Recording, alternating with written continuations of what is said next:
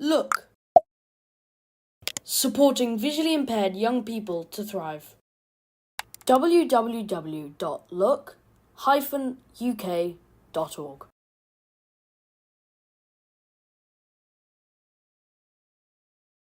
Natalie, could you please tell us a little bit about who you are and your schooling journey, including like schooling, what it was like, experiencing sight loss and like moving to specialist education? Okay, so I start at the beginning. I'll give you a very, very quick overview. So I lost my sight when I was 8. So I was at a mainstream school when that happened, obviously, because I wasn't expecting it. And I stayed there for a few years. But when I reached sort of second year of secondary school, so I think for you guys that's like year 9. Yeah. No, sorry. Yeah, we started looking at, obviously the next 2 years we're going to be building up to what I studied, which was standard grades, Yeah. GCSE equivalents. And there's very much a consciousness of the school were doing their best to support me, and they were happy to keep me. I do believe that, but the idea was that if I moved to a school with a visual impairment unit, that the support would be more readily available, and I therefore would be able to achieve what I deserved, rather than sort of having a make do and mend kind of approach to things. One of the big things around that was maths. So, because we were kind of, me and the teachers were like, oh, they'll know how to do maths and stuff properly. Because what I had been doing was typing out Braille on one of those old fashioned Perkins Braillers, those huge clunky things that weigh an absolute flipping ton. So I'd write stuff out on that, and then a classroom assistant who'd learnt Braille alongside me, she would transcribe it, and then also my teachers would mark it, and vice versa. Now, when I switched to, I think I can say names, Uddingston, they had a visual impairment unit, and I was like, okay, so how do you guys do maths? And they said we use a Braille note, so not the big clunky Perkins. We use the electronic Braille device, which I also had and used for other subjects. We use that, and you write out the maths as you normally would. We print it out, and somebody will transcribe the gibberish. And then it goes to the classroom teacher, they mark it, and vice versa. And I thought, well, that doesn't sound any better than what I was doing. The advantage of using the Braille note as opposed to the Perkins is it's a lot lighter. That's kind of it. No, sorry. I was just gonna say no, Braille notes are I'm definitely team Braille notes. Yeah. So the advantage of the Braille note in that scenario is that it's lighter. But the disadvantage is I like using the Braille note has a Braille display, so you can physically feel the Braille, but it also has the voice function. And I get mixed messages about this. I was told that most people didn't use the voice. I loved the voice. I used the two together. There we go. I used the two together. I found them complement each other. But that meant if I was going to write maths on it, not only would it print out gibberish, but to me, when I'm typing, it would sound like gibberish. And I just thought there must be a better way. This cannot be it. I might only have been 13, but I was already starting to think I might want to do maths at university. And I thought that this isn't sustainable. How's this going to work? So in a very Natalie fashion, I went home with my Braille note, and I just did a bit of exploring. I went on to the help menu, the user guides, and I found talking about something called Unicode, which had lots of different symbols in it. I thought, well, that sounds interesting. But when I went into my normal Braille document, I couldn't get to Unicode. It wasn't working. So I went back to the user guide, and I found there's different file types. And I went back to file to create a document, and I tried different file types. And there was 10 different file types on offer. So everything from your standard, I think it's keyword Braille is what the Braille note used to be a default on. Through to ASCII, plain Braille, Word documents, rich text format. Don't ask me what all these are, I don't necessarily know.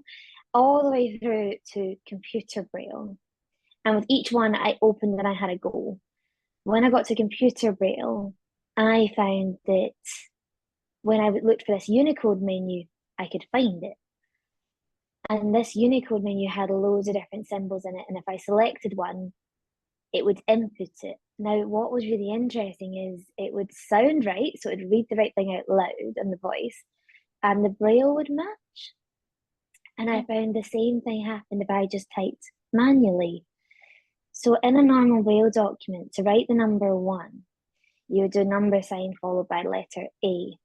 I found if I wrote, instead of doing a number sign, if I combined A with dot 6, yeah, if I did that, if I input that symbol, so 1 and 6 if you're a Braille user, although that was the character I was inputting, what would appear on the display was number sign A, the number 1, and what I would hear was 1. And I found the same thing extended into my normal math symbols, so plus. I didn't have to do the dots 5, 6, and then the plus sign. I could go straight to the plus sign. And it would appear on the Braille display as expected, and it sounded right. And this just felt amazing. I was really excited, but I didn't know yet if it would work visually. So I went into school the next day and I printed off a sheet of maths. A sheet of maths, just a few example equations that I'd done the night before. And I showed them to the classroom assistant teacher. And she was like, wow, how did you do that? And I told her. I told her what I'd done. And I said, look, I think this sounds really cool. I think I'd like to have a go at trying to do maths on it. I don't know how far it'll go. I don't know if it's how far it's going to work, if it's something that's sustainable, but can we give it a go? And she said, yeah. If we find that we get stuck, whatever, we'll have to go back to the old method. And I was like, yeah, that's absolutely fine. Understand that. We don't know till we try. Let's we might get halfway through 3rd year and decide this isn't working and have to go back, and that's fine. But can we give it a go? That was 14 years ago, and I haven't switched since. You've actually answered a lot of my subsequent questions. That's fine. Let's hope you haven't answered this one.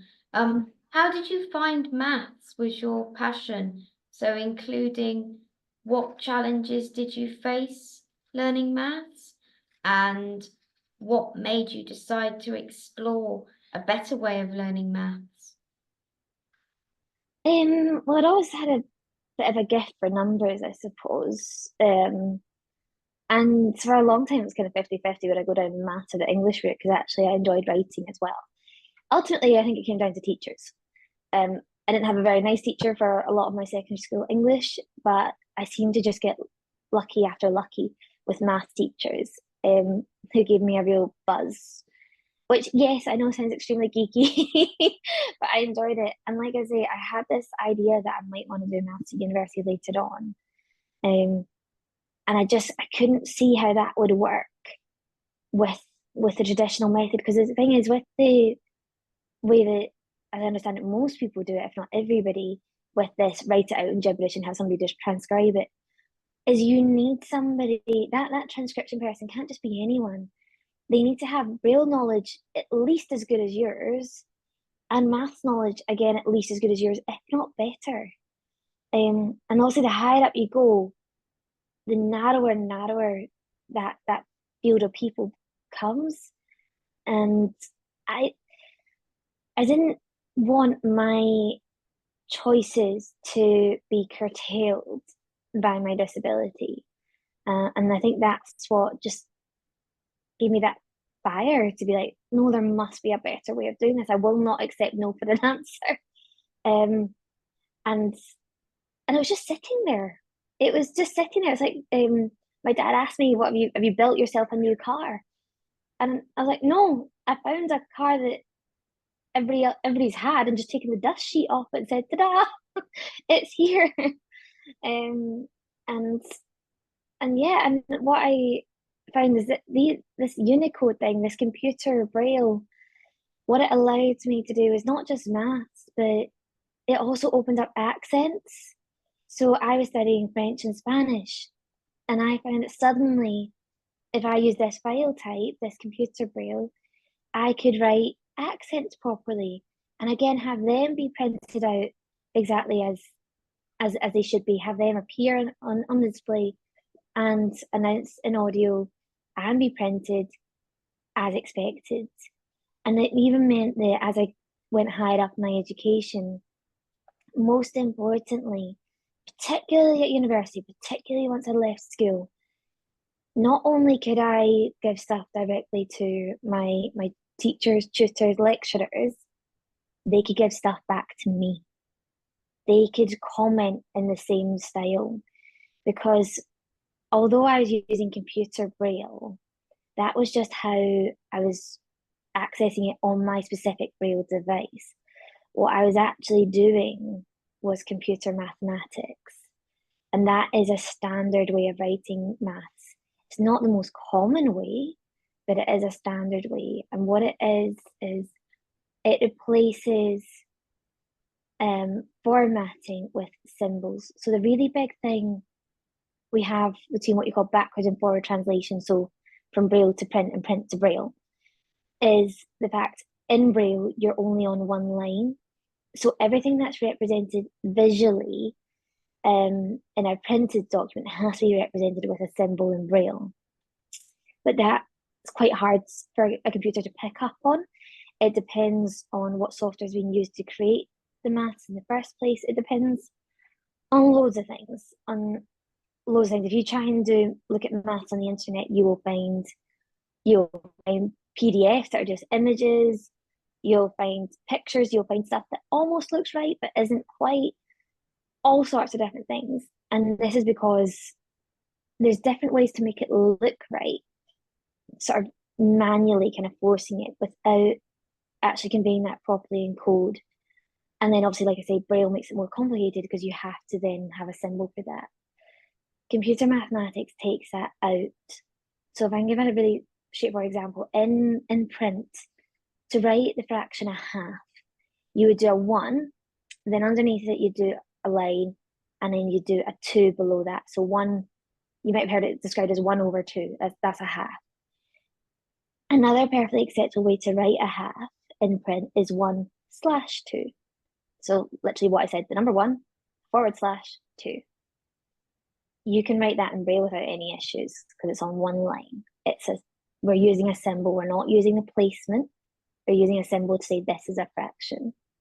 So by writing in computer Braille and computer maths 1/2 might look slightly different to what my teachers, my lecturers were expecting, but they could perfectly well understand it.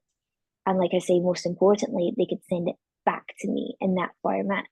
So I could save my computer Braille file as a Word document or a rich text document or whatever I wanted, send it to them, have them send it back to me and read their comments.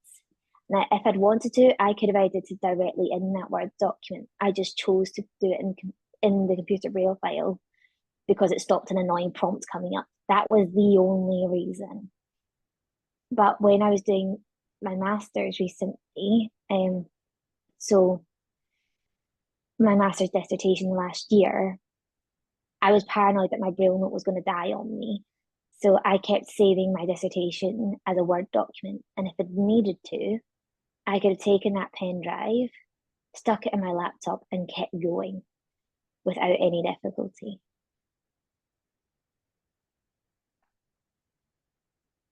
Is your question the next question? Are we going to do number 3? Has number 3 mostly been answered? Yeah, it has been answered. We skip to number 4. Which Which is that's mine. very.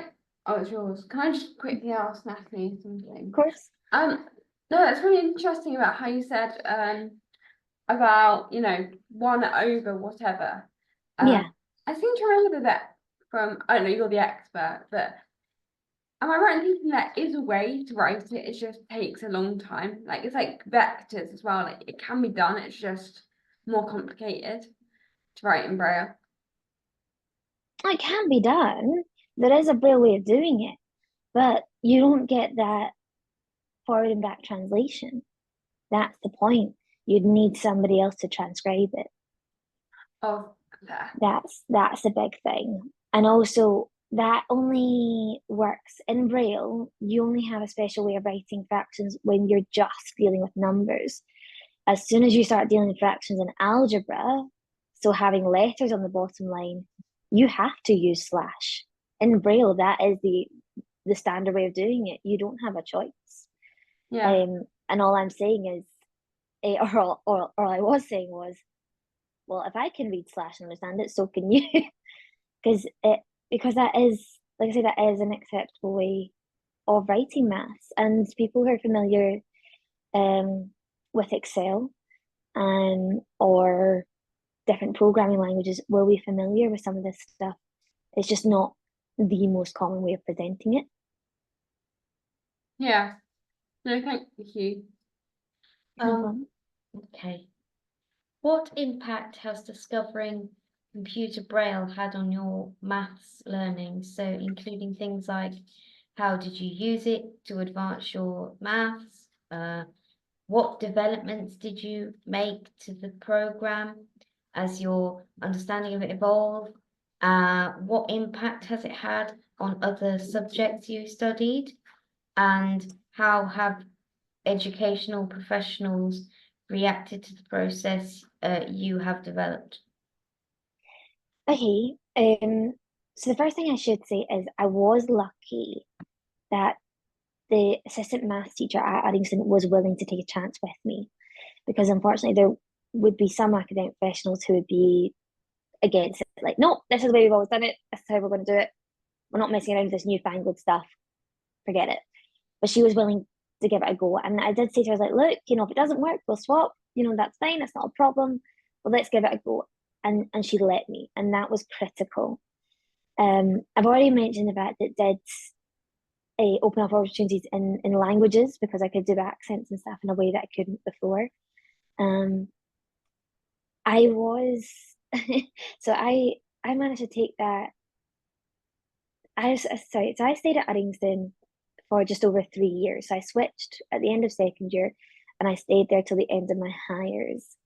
And I did maths, English, French, physics, and history at higher, and I used computer Braille in maths, French, and physics. So I used it in 3 out of my 5 subjects. That's more than half. That's huge. Now, whilst Addington had the capacity to support me if I hadn't done that, what it wouldn't have helped is I left Addington at the end of 5th year, and I went to a different school. I went to another school with a similar setup where it's a mainstream school but with a visual impairment unit. I went to one in Glasgow. But because I wanted to study advanced higher maths, French, and history, I did say at the beginning, I'm a geek and I'm a weirdo. They actually, if you like, outsourced a couple of those subjects to Glasgow Caledonian University Advanced Higher Hub, which was a hub set up to allow people such as myself who were going to a school that didn't have enough people wanting to take a subject or enough teachers to teach it, to come together and have a single teacher teach us all. So I went there to do maths and history, and stayed at the mainstream school at Ross Hall for French. Now, they didn't have anybody who could support me in maths at advanced higher level. And I said, no problem. You don't need to. Because I don't write in traditional Braille. I can write in a way that means you can see it on screen. And there's an element of wow and we don't believe you in a nice way, like in a this is too good to be true kind of way. And I literally did a demo. I hooked my Braille note up to a laptop or a computer, whatever it was, and I demonstrated some of it, and they just couldn't believe it. And what that meant was, instead of having to look around frantically for, as I said, a teacher who was both proficient in maths and Braille, I literally just had another maths classroom teacher come with me. He didn't have any Braille expertise whatsoever, but he didn't need it. He didn't need it. And to be fair, a lot of time, I didn't need him massively anyway, because I had such a brilliant main classroom teacher, who would like record homework questions for me and that kind of stuff, just out of the goodness of his heart. He didn't have to, but he did, and that was huge, and it felt amazing.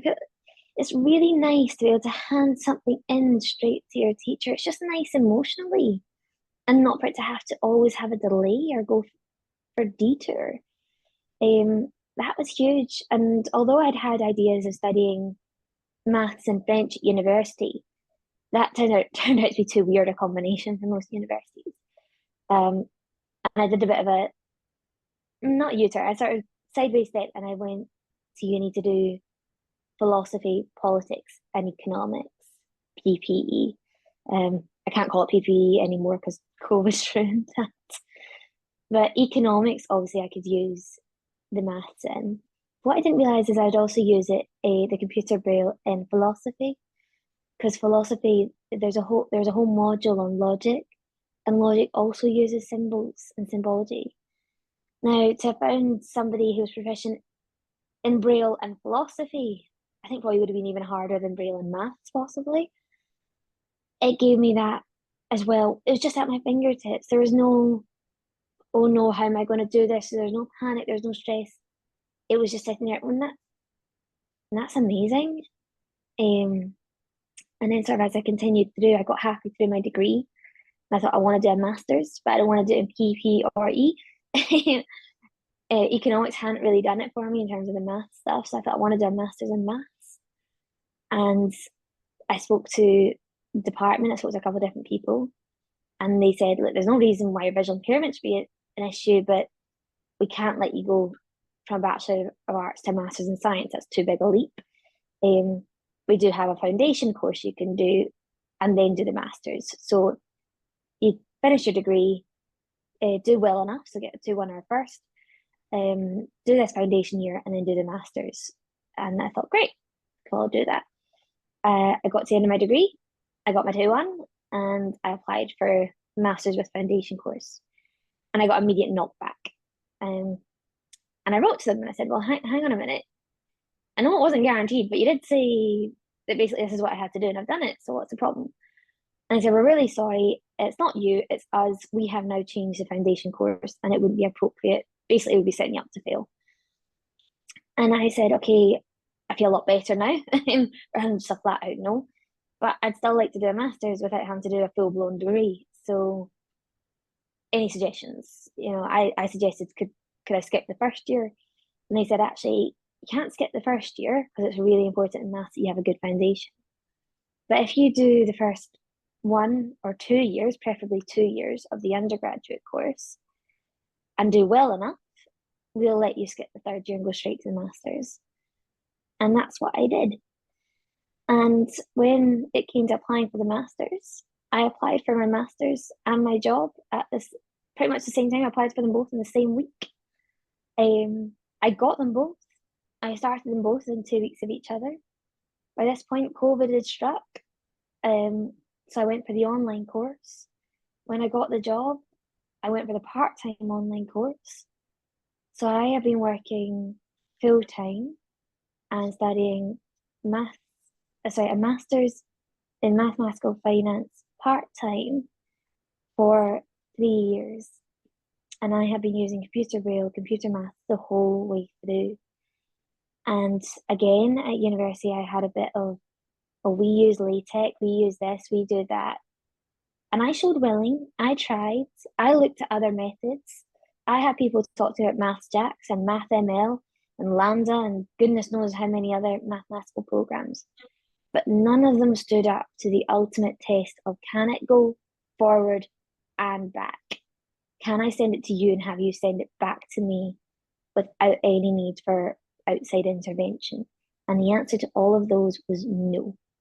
Mine was still the best method we had, to the point where I finished my dissertation and I said to my tutor, okay, so I think the plan was to have a transcription person. And when I say transcription lady, she'd been supporting me, but she just knew maths. She didn't know Braille, she knew maths. I'll send it to her and she'll write it out in LaTeX, this mathematical programming language. And then it'll print out your pretty PDF, which is completely inaccessible. It's just a picture of pretty maths, and we can submit it. And my tutor said, why? Why should you? What you've written is perfectly readable, perfectly understandable, and it shows how hard you've worked. So I sent off my master's level dissertation to my tutor, to other internal markers, I think it was, and to external markers. So people I've never met before. I don't even know who it was. It'd be two other professors at two other universities to mark my master's level dissertation written in computer Braille, computer maths. And I passed. That's And I wonderful. graduated 4 months ago. So why were they telling you to find a different program? I know we're going off piece, but why did they tell you to find a different program for maths? It's not they were telling me to find a program, it's I was the first visually impaired student the maths department at the University of York had ever had. And they were telling me that what they taught their students to do was to write in this format LaTeX. And they're like, well, it's a coding language, you know, you should be able to read it and understand it. And I could. But it was huge. So to give you an example, in a computer Braille, I could input dots 2, 3, 4, 6, and just to make my life easier, I did extend to 8 dot Braille. So 2, 3, 4, 6, 8. That was a personal choice. You don't have to. That was something I chose to do.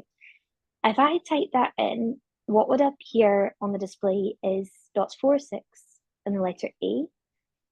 And what would be announced as the word is the Greek letter alpha. And again, that's what will be printed. To create the same effect in LaTeX, I had to do backslash and write the word alpha. Now, even taking aside the limitations of how the Braille note displayed things, where it actually wrote the word backslash, let's say that's written in Braille just normally. So backslash would be 2 characters, and then the word alpha is 5.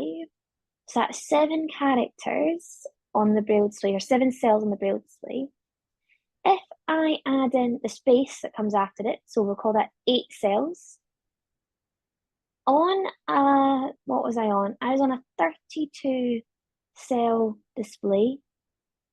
1/4 of that has gone to 1 letter.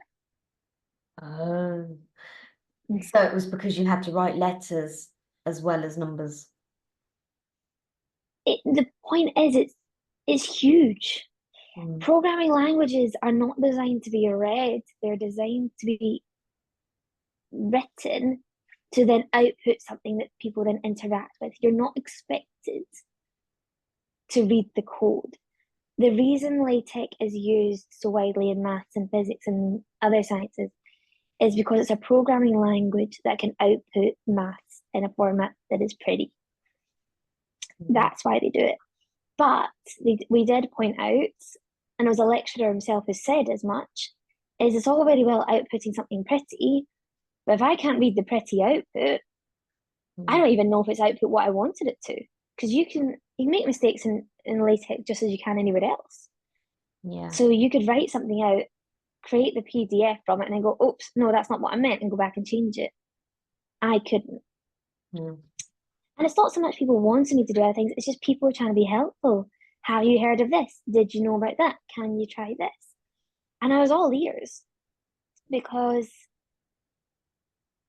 doing it my way was not perfect, because the Braille Note Apex, I was pushing it to its limits. There are some characters that were hypothetically there, but they display funny, or they just appeal as like the code behind them. Whereas I wouldn't have had the same problem if I decided to just use a laptop and Braille display. That was a choice I made on personal preference alone. The Apex, I remember, was a bit limiting. Like I haven't used, I use a slightly more modern version of the Apex now. And Yeah. it was, very limiting.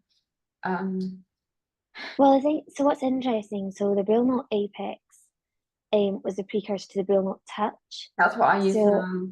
Yeah, so if people don't know, the Braille Note Touch is an Android tablet that basically has a Braille keyboard and display around it. Mm. Now, in some ways, that's better because the Unicode tables available on the Braille Note Touch there's way more. I think it's almost double probably what there is on the Apex. So there's a lot more. What I didn't like when I tried it, and this was a few years ago now, so they may well have updated it since. I couldn't possibly comment. Was I don't think there was a way of finding out what the code was behind a symbol. So say you searched for less than or equal to. On the Braille Note Apex, you could use a command that would tell you the dots that you'd use to enter that. So dots 2, 3, 4, 8. Braille Note Touch, you couldn't do that. You'd have to guess or work it out or experiment or whatever. The other thing is with the Apex, I could create shortcuts that didn't already exist or override ones that I was never going to use, which again sped things up. And I don't think I could do that on the Braille Note Touch. That was, like I say, 4 or 5 years ago. So there's doubtless been updates since. There is but yeah. now an update, not on the key maths function within a document, so you can create an image of the thing, which obviously doesn't work both ways. It only works from my end to. I mean, I haven't used maths on a Braille note for a long time. I finished my GCSEs a couple of years ago, but Yeah. you go into the calculator and you press and hold one of the buttons on the front, the square button on the bottom of the Braille note. You do get a list of commands, so as a way to look it up. But yeah, it's that's in the calculator. Yeah. Not in the main document, not in Unicode. They're two different things. All right. Yeah. But you have touched on something. So people, I know that when the Braille Note Touch came out, a lot of classroom teachers were really excited and really happy about it because students could print out, as I'd call it, pretty maths. Yeah. But it didn't work with the forward and back translation, and I didn't meet a single pupil who liked it. And I was beyond using it. I was already set in my computer Braille, computer maths ways, and nobody was going to shake me from it. Or not for something like key math. I was interested, and like I say, I always give these things a go. I'm always open to finding out a better way of doing it. But there's the key math thing. Again, this was a few years ago. What I understood was you could only write up to 13 lines, and you had to like copy and paste it as an image into a document. And if you realized you made a mistake, you had to select those 13 lines, put them back into the key math program, edit it, and then copy and paste it back into the Word document. And that just felt awfully clunky. It wasn't great. I mean, like I said, I sat my GCSEs a couple of years ago, but I do remember finding that quite frustrating. But yeah. But with the computer Braille, computer maths approach, there's no need for any of that. And I did just sort of fundamentally disagree with it because the thing with the key math thing was the focus was on making the math look pretty, not about making it accessible. yeah. And at the end of the day, it doesn't need to look pretty. It needs to be understandable to both sighted and non-sighted users. And that is fundamentally what my approach has over any other. There'll be other methods that make it look a bit nicer. There'll be other methods that make it look a bit more familiar. There'll be loads of others, but none of them stand up to this, what you call forward and back translation. And I'm not joking when I say I was at a math accessibility conference for visually impaired people last week. I think I was the only visually impaired person actually there, but it was all academics and learning support staff from universities around the UK. So it's hosted at Glasgow University, but there's people from Aberdeen, from York, from Birmingham, a lady from Barcelona actually, all talking about how to make maths accessible to visually impaired students. And we got to the end of the day, and I said, we were having a bit of a discussion, and I said, look, I'm sorry this sounds like a stupid question. We'd all agreed that HTML is the most accessible format to output to. We've all agreed that, cool. Once you've made your materials in this HTML format, how does a student edit it, make their notes, get it back to you? Resounding silence. Not one of them could answer the question. one lady's solution actually was to save it as a PDF, print it out, and write notes on it. I didn't bother to answer that one. Fair enough. I think we only got one more question to Yeah, ask, I really. think so. Should I ask like the final question? Like, what would you say?